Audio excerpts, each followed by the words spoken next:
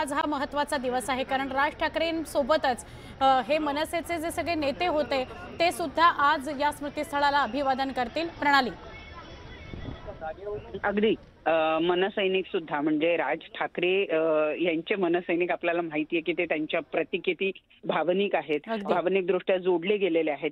बाळासाहेब ठाकरे हे जरी त्यांच्यासाठी दैवत असलं तरी त्यांचे नेते हे सुद्धा त्यांच्यासाठी तेवढेच दैवत आहेत आणि त्यामुळं येता जाता बाहेरून अभिवादन करणं गोष्ट वेगळी आहे, परंतु आज या प्रत्यक्ष स्मृतीस्थळावर येऊन अभिवादन करणं हे सुद्धा सैनिकांसाठी त्याचबरोबर मनसेच्या नेत्यांसाठी सुद्धा तितकंच महत्वाचं मोठा दिवस आहे। आपण पाहतो की उद्धव ठाकरे त्या ठिकाणी आले आहेत, राज ठाकरे त्या ठिकाणी आहेत आणि त्याचबरोबर काही मनसैनिक आणि मनसेचे नेते सुद्धा नितीन सरदेसाई आपल्याला बघायला मिळत आहे, यशवंत किल्लेदार आपल्याला या ठिकाणी बघायला मिळत आहेत, सचिन मोरे जे संदीप देशपांडे हे सुद्धा आपल्याला या ठिकाणी बघायला मिळत आहे। आणि उद्धव ठाकरे परत खाली आले, जिथे स्मृतीस्थळ आहे जिथे अभिवादन करतात तिथे खाली आले उद्धव ठाकरे राज ठाकरेंसाठी, असं पण आपल्याला आता दृश्यांमध्ये बघायला मिळालं।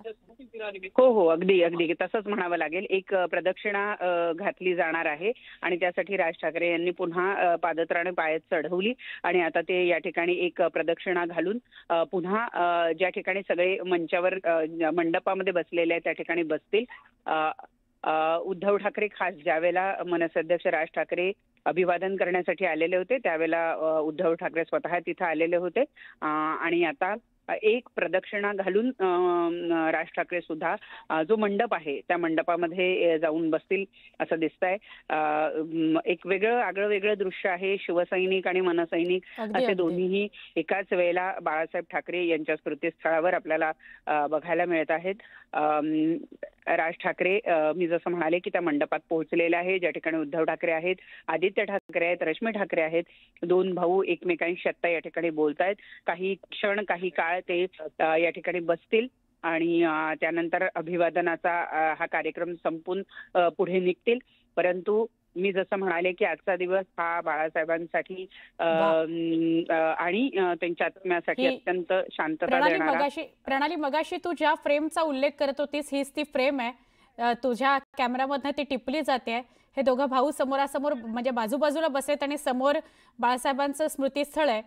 आज बाळासाहेबांना हे बघून खूप खूप खूप आनंद होत असेल, याच्यासाठी केला होता अट्टहास असं सगळे समर्थक मनसेचे आणि शिवसेनेचे म्हणत असतील। प्रणाली अगदी अगदी म्हणजे तू ज्या शब्दाचा उल्लेख केला हा जरी वेगवेगळ्या कारणांसाठी वेगवेगळ्या ठिकाणी वापरला जाणारा शब्दप्रयोग असला तरी सुद्धा बाळासाहेबांसाठी मात्र आजचा दिवस याच अर्थी महत्वाचा आपल्याला म्हणावा लागेल की खूप इच्छा होती त्यांची शेवटच्या काळामध्ये, विशेषतः जेव्हा त्यांची प्रकृती खालावत गेली होती आणि प्रत्येक म्हणजे बाळासाहेब सुद्धा इतरांसारखेच भावनिक वडील, भावनिक काका होते, ज्यांना वाटत होतं की आपलं कुटुंब एक राहावं, आपल्या कुटुंबाने कायम एकत्रित राहून गुण्या गोविंदांना नांदावं। कुठल्या घरातल्या ज्येष्ठाची ही इच्छा नसते, तशीच इच्छा अगदी सर्वसामान्य माणसांसारखीची इच्छा बाळासाहेबांची सुद्धा होती, पण त्यावेळची राजकीय परिस्थिती, त्यावेळची कौटुंबिक परिस्थिती मात्र तशी नव्हती।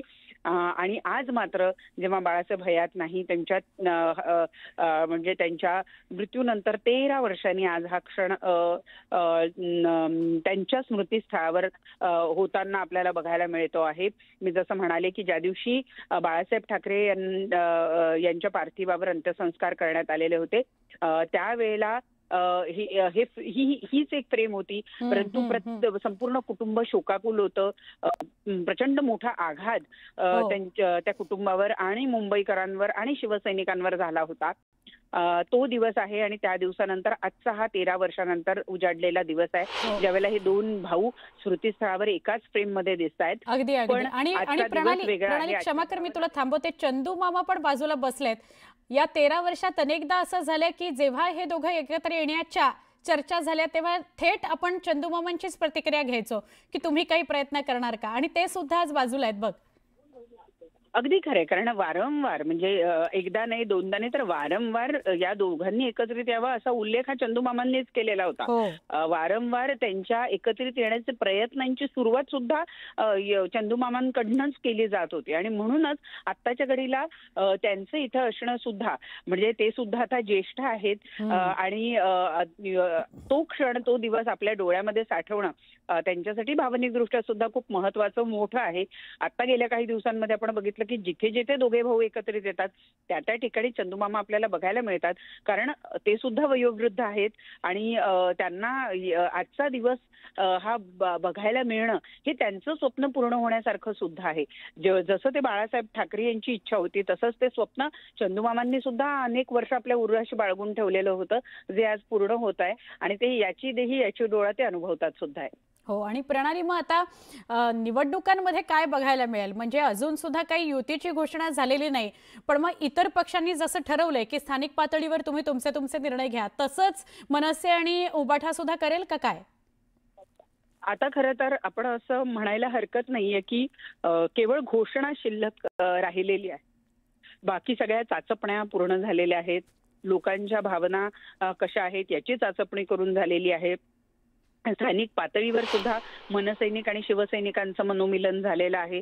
त्यांना सुद्धा या गोष्टीची पूर्ण कल्पना आहे की उद्या निवडणूक आपण एकत्रित लढणार आहोत आणि त्यासाठी आपल्यातले हेवे दावे बाजूला ठेवले पाहिजे.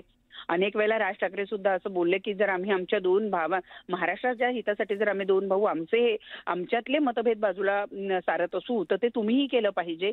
असं जेव्हा स्वतः मनसे अध्यक्षांनी अनेक वेळेला बोलून दाखवलेलं आहे, तसंच उद्धव ठाकरेंनी सुद्धा मंचावर अनेक वेळेला जाहीर केलेलं आहे की आम्ही एकत्र आलो आहोत ते एकत्र राहण्यासाठी.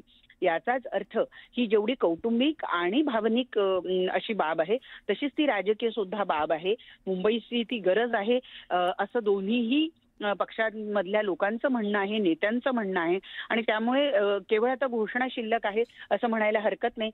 ती घोषणा यासाठीही अजून करण्यात आलेली नसावी, कारण काँग्रेस जो मुंबईतला महाविकास आघाडीतला एक महत्वाचा भाग होता ते काय भूमिका घेतात हे बघणं महत्वाचं ठरणार होतं. आता त्यांनीही त्यांची भूमिका घेतलेली आहे. मुंबईत ते स्वतंत्र लढणार आहे. त्यामुळे आता खरं तर असं म्हणायला हरकत नाही की मनसे आणि उबाठा यांच्या युतीची औपचारिक घोषणा सुद्धा करणं आता काही फारसं कठीण राहिलेलं नाही. तो दिवस मात्र अजून उजाडायचा आहे की ज्या दिवशी ते घोषणा करतील, परंतु अंतर्गतरित्या किंवा अनौपचारिकरित्या या संदर्भातल्या जवळपास सगळ्या गोष्टी टप्प्याटप्प्यानं पार पाडल्या जात आहेत. मग ते शिवसैनिक मनसैनिकांचं मनोमिलन असो, जागांची चाचपणी असो, लोकभावनेची माहिती घेणं असो किंवा वेगवेगळे सर्वेक्षण करून जनतेच्या मनात काय आहे, मतदारांच्या मनात काय आहे हे माहिती करून घेणं असो, अशा सगळ्या ज्या अनौपचारिक गोष्टी आहेत या आधीच पार पडलेल्या आहेत. त्यामुळे केवळ औपचारिकता शिल्लक राहिलेली आहे या दोन पक्षाच्या युतींची. अगदी अनेकदा प्रणाली आपण एक वाक्य ऐकतो, आपल्यालाही ते सांगितलं जातं सल्ले देण्याच्या हिशोबातून की काळ सगळ्या गोष्टीचं औषध असतं. तर आज 13 वर्ष हा काळ सगळ्या गोष्टींचं औषध ठरलेला आहे आणि हे दोघं एकत्र बाजूबाजूला बसलेले आणि गेले काही दिवस सतत एकमेकांसोबत असलेले, म्हणजे सगळी जी मळब होती, मन जी दुखावलेली गेली होती, त्यावेळी 12 वर्षापूर्वी 13 वर्षापूर्वी जे काही घडलं त्यामुळे दोघंही दुखावले गेलेले होते एकमेकांमुळे, हे सगळं आता मागे पडलेलं आहे.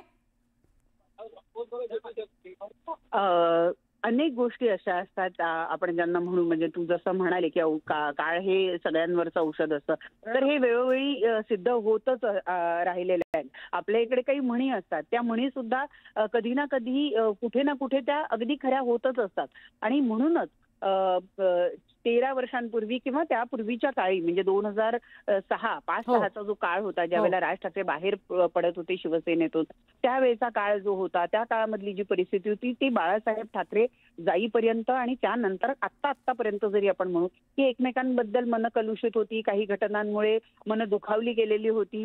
त्यात जर संवाद नसेल तर ती मनं अजून दुखावली जातात, दुरावली जातात, अर्थाचे अनर्थ काढले जातात, घडणाऱ्या घटनांकडे वेगळ्या दृष्टीनं बघितलं जातं.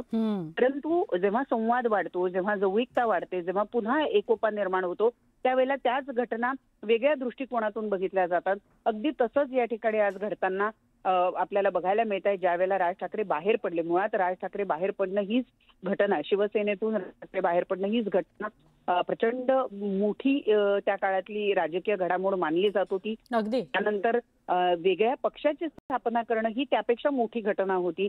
त्यामुळे ते राज ठाकरे आणि शिवसेना पुन्हा कधीतरी एकत्रित येतील, उद्धव ठाकरे आणि राज ठाकरेंमधला दुरावा पुन्हा कधीतरी संपेल, त्याची जवळपास शक्यता नव्हती असं आपल्याला म्हणायला हरकत नाही. कारण काही वर्षांपूर्वी या दृश्यांबद्दल केवळ आपण कल्पनाच करू शकत होतो. ज्या दृश्य आज आपण बघतो त्यांची केवळ कल्पना करू शकत होतो, पण आज आपण ते प्रत्यक्ष पाहतोय. त्यामुळे काळ हे सगळ्याच गोष्टींचं उत्तर असतं असं म्हणायला खरंच हरकत नाहीये.